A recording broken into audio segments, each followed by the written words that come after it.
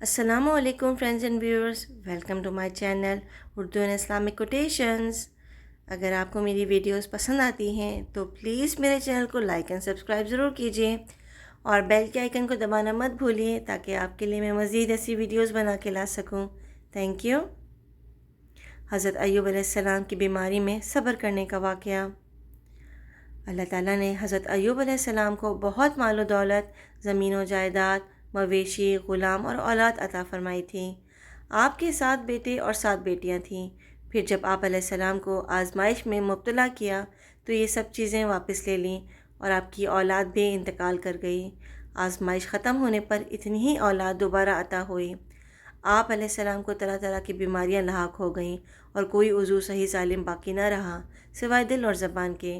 ان تمام مصیبتوں، مشکلات اور بیماریوں کے باوجود آپ علیہ السلام نہایت صابر و شاکر رہتے اور دن اور رات اس کا ذکر کرتے رہتے۔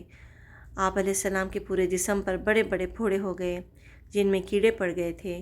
کوئی ساتھ نہ بیٹھتا تھا، دوست احباب بھی وحشت کرتے تھے، حتیٰ کہ آپ علیہ السلام کو شہر سے باہر ایک کوڑے کرکٹ کے ڈھیر پر ڈال دیا گیا۔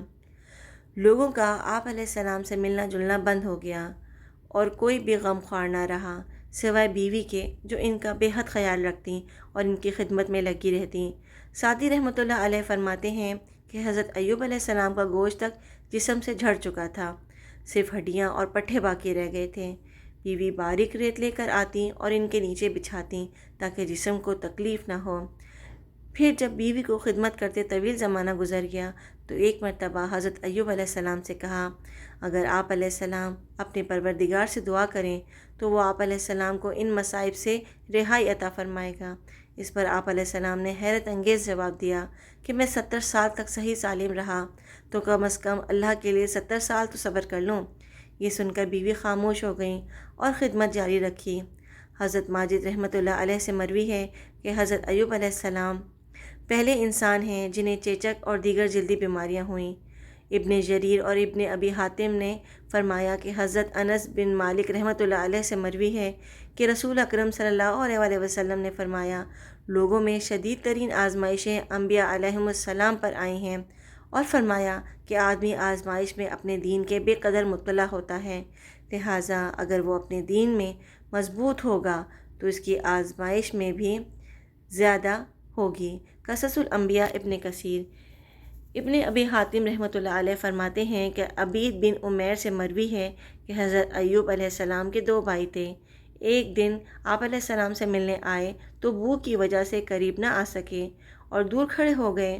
پھر ایک دوسرے سے کہا کہ اگر اللہ تعالیٰ ایوب علیہ السلام میں کوئی بھلائی یا خیر جانتا تو اسے اس طرح تکلیف میں مبتلا نہ کرتا۔ اس بات سے حضرت ایوب علیہ السلام اس قدر غمزدہ ہوئے کہ کبھی کسی بات سے اتنی تکلیف نہ ہوئی ہوگی۔ آپ علیہ السلام نے فوراً بارگاہ رب العزت میں دعا کے لیے ہاتھ بلند کیے۔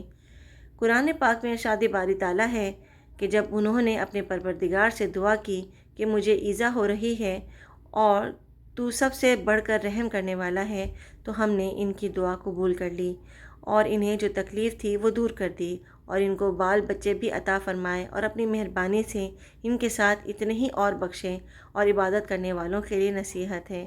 سورہ الانبیاء 83-84۔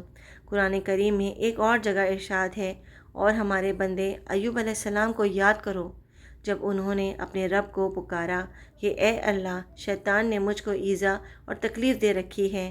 ہم نے کہا کہ زمین پر پاؤں مارو، دیکھو یہ چشمہ نکل آیا، نہانے کو ٹھنڈا اور پینے کو شیریں۔ سورہ سعد 41-42۔ حضرت ایوب علیہ السلام کی دعا بارگاہ الہی میں قبول کر لی گئی۔ انہوں نے اپنا پاؤں زمین پر مارا جہاں سے ٹھنڈے اور شیریں پانی کا چشمہ پھوٹ پڑا۔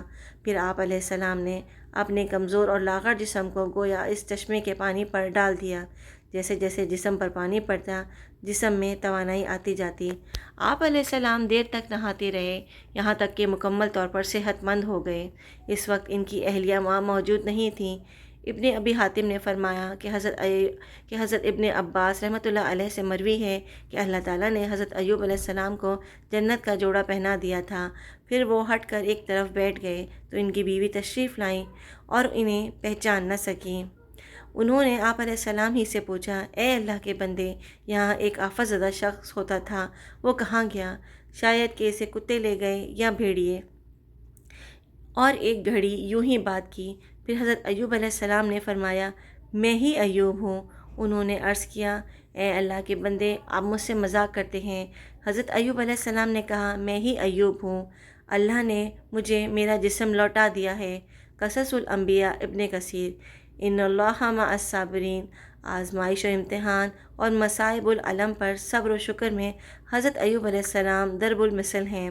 اللہ رب العزت نے آپ علیہ السلام کو صبر و شکر کا وہ مقام عطا فرمایا کہ رہتی دنیا تک لوگوں کے لیے صبر ایوب مشعل راہ بن گیا۔ Thanks for watching.